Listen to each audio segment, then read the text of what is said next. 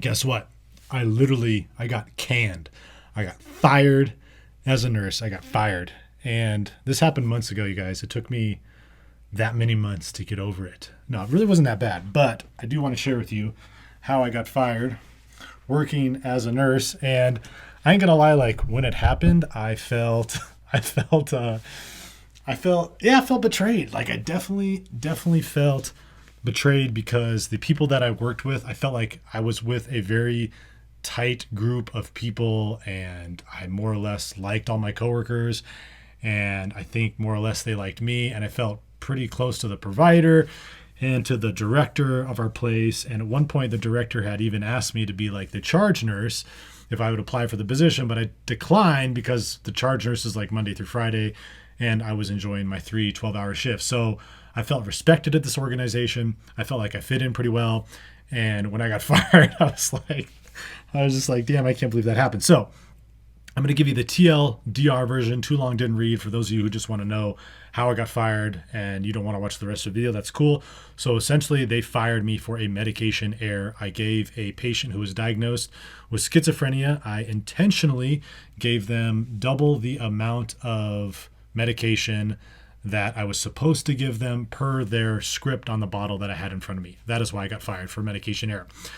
So, yeah. And some of you out there are like, what, for medication error? Trust me, I was feeling the same way. I was like, bro, a medication error, like if we're going to fire me for medication error, then we might as well fire all nurses because every nurse has a medication error. But I guess the difference, sorry, I'm coughing. I don't know why my throat is all scratchy, but I guess the difference between like a true medication error and the error that I made is that my error was intentional. Like I intentionally gave this person double the amount of Invega, which is an antipsychotic medication. I gave them 3 milligrams instead of 1.5 milligrams. And that is why I got fired, because I intentionally did it, even though I didn't have a script for it. And I still think like it is crazy. Like I was like, come on, you guys, really? Like, I've heard of other people in the company, and it's verified, who have done things that are way worse than that and did not have a patient's best interest at heart, and yet they still somehow maintain their job. So that I think is a little frustrating.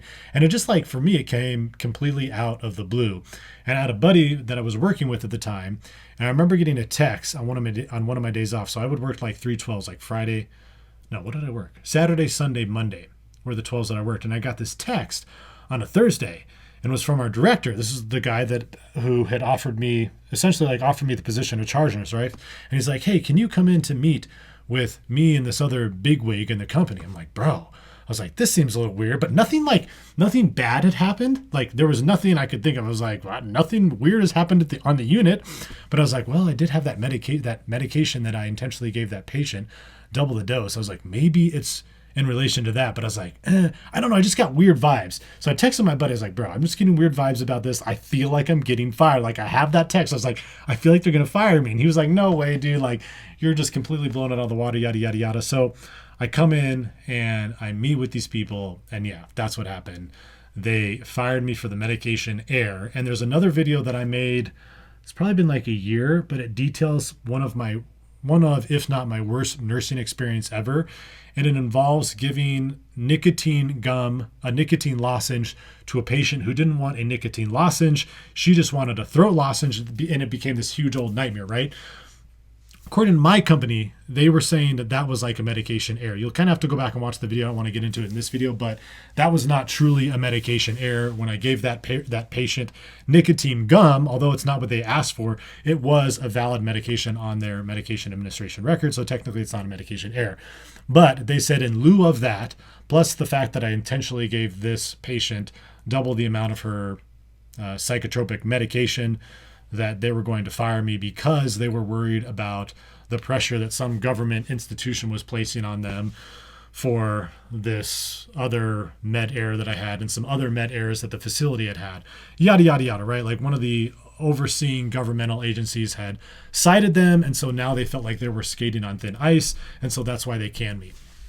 At least that was their purported reason. That's the reason that they told me. Okay, so anyhow, let me give you like the backstory to this medication error. So at this particular facility, we got a lot of people directly off the streets. They would go to our crisis center. our crisis center would give them a psychological evaluation. And if they met criteria for, say, like a 72-hour hold, or if they were referred to our acute treatment unit where we treated all sorts of people from like major depressive disorder, bipolar, danger to self, others, gravely disabled, yada, yada, yada, psychosis, all that, they would send them to us. And then sometimes they would come in with their own scripts from a doctor that they had seen on the outs. They brought those scripts in. And as long as the script was typically was like, as long as it was valid within the last 30 days, then I could write that order in. I'd say, hey, this is a valid script. They're on, let's say, Boost Bar, 10 milligrams twice a day. I could type that in on the computer. Our doctor would sign off on it, but I could give them that medication, right? So we got this lady that came in with her own script, and her script was for Invega, paliperidone, 1.5 milligrams orally. I think she took it twice a day. So that, and I don't remember, it was like Monday morning that I had given her the double the dose. She was like, so on her script bottle was maybe like, I think it was like 2 weeks old or something like that. And I go to give her the 1.5 milligrams and she tells me, no, I don't take 1.5 milligrams anymore. I take 3 milligrams. And she said, I know on the bottle it says 1.5, but I just saw my psychiatrist 3 or 4 days ago and he upped the dose to 3 milligrams and my husband will bring the bottle later in so you guys have the script. And I said, okay. I was like, you're sure you're taking 3? And I know like the doses of Invega is usually like 1.5, 3, 6, and then I think there's like a 9 or something like that. But she's like, yeah. And she's like, yeah, I take 3 milligrams. So I said, okay, I tell you what, I'll give it to you this once. But if you want the 3 milligrams again, make sure that when you meet with our provider that you mention you're on 3 so they can continue your 3 milligrams. She's like, okay, that's cool. So I give her the 3 milligrams. I go into our shift report. During shift report, I mention exactly what I did, like not thinking it was a huge deal. I was like, by the way, she asked for 3 milligrams. She said she saw her psychiatrist a few days ago. So I gave her 3 milligrams and I told her. And so during our meeting, like we have like our director there, the team that's on there for today, then we have a provider on the phone, and then we had like our psychologist on the phone, I believe too. So I'm telling them like what I did, right? Like just completely transparent about it. Like I'm not trying to hide anything. And I said, yeah. And then I said, if she wants to continue that 3 milligrams, I said that she'd have to meet with our provider and then you could continue the order if you wanted to. So that's pretty much it. Like I don't hear anything, like nothing happens. And then a few days later, I get that text and bam, yeah, I get eventually fired. So that's pretty much the lowdown on how I got fired. And I can kind of see it like both ways. Like if we want to be 100% by the rule book and very technical, yes, absolutely. What I committed was outside the scope of my nursing practice. Was it dangerous? No, I don't think I don't think so. And I think that the patient was telling me the truth, because when she came in and I was trying to order some medications for her over this pharmacy system, the pharmacist was telling me that she had an insurance that came before Medicaid. She had a primary insurance.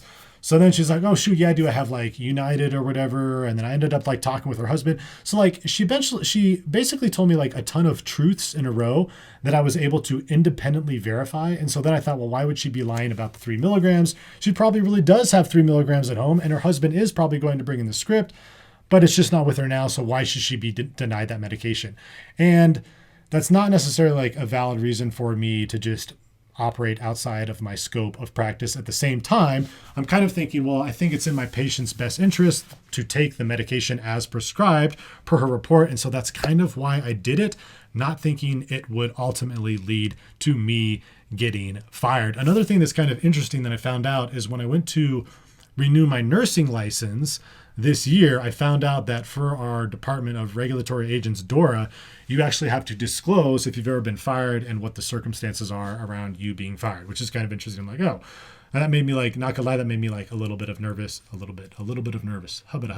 That made me a little nervous. Like when I was filling it out online, I was like, they can't. I was like, I think they'd be so surprised if anything bad would happen to my license after something like that.